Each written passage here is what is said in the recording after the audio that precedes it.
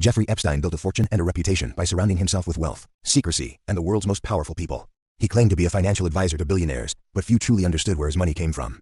Behind the carefully curated image of success was a deeply manipulative predator who spent decades abusing and trafficking underage girls while using his connections to evade justice. His story is not only about crimes committed in private mansions and private islands, it's about how the system failed to protect the vulnerable in favor of protecting the elite. Epstein was born in Brooklyn in 1953 and began his career teaching at a private school despite lacking the college degree. He quickly moved into the world of finance, eventually managing the wealth of powerful individuals such as Leslie Wexner, the founder of Victoria's Secret. That relationship gave Epstein control of immense wealth and influence, enabling him to purchase properties across the U.S. and abroad. His residences sprawling estates in New York, Palm Beach, New Mexico, and a private island in the Caribbean became the settings for a years-long operation of sexual exploitation and abuse. He targeted girls who were often young, poor, and desperate. They were lured in with offers of quick money, job opportunities, or connections to the modeling world. Once inside Epstein's orbit, they were subjected to sexual abuse and then encouraged or pressured to recruit others. What unfolded was a pyramid-like scheme of trafficking, designed to keep Epstein insulated while expanding his pool of victims. Central to this was Ghislaine Maxwell, a British socialite who acted as Epstein's recruiter and confidant. Victims described how Maxwell groomed them, gained their trust, and ultimately led them to Epstein's abuse. In 2005, a 14-year-old girl in Palm Beach told police she had been abused by Epstein. The investigation that followed uncovered dozens of victims with similar stories. Local detectives recommended charges for multiple counts of unlawful sex with minors, but what came next shocked many. In 2008, Epstein struck a secret plea deal with federal prosecutors. He pled guilty to minor state charges and served just 13 months in jail, during which he was allowed to leave for work release, 6 days a week.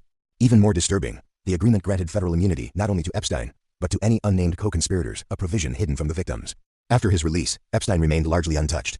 He continued to entertain powerful figures, including Prince Andrew, Bill Clinton, and many more, and carried on with his private lifestyle. But whispers never stopped, and lawsuits from survivors continued to mount. In 2018, the Miami Herald published a damning investigation that exposed the depth of Epstein's crimes and how the legal system had failed his victims.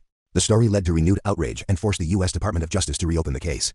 On July 6, 2019, Epstein was arrested at a New Jersey airport. Federal prosecutors charged him with sex trafficking of minors in New York and Florida. In a raid on his Manhattan townhouse, authorities discovered thousands of explicit photos of young girls, along with documents, cash, and a fake passport. He was denied bail and placed in the Metropolitan Correctional Center in Manhattan.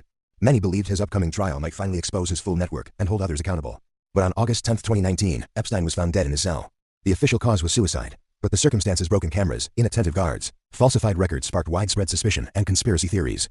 His death brought the criminal case to an end, leaving many victims devastated. Still, efforts for justice continued. In 2020, Ghislaine Maxwell was arrested and later convicted on federal charges related to Epstein's trafficking network. Her trial confirmed much of what survivors had said for years. Jeffrey Epstein's life and crimes are a damning indictment of how privilege can protect even the worst predators. He used his power not just to exploit, but to erase accountability. Though he died before he could face trial, his victims' bravery brought the truth into the light and ensured his legacy would be one of disgrace, not escape.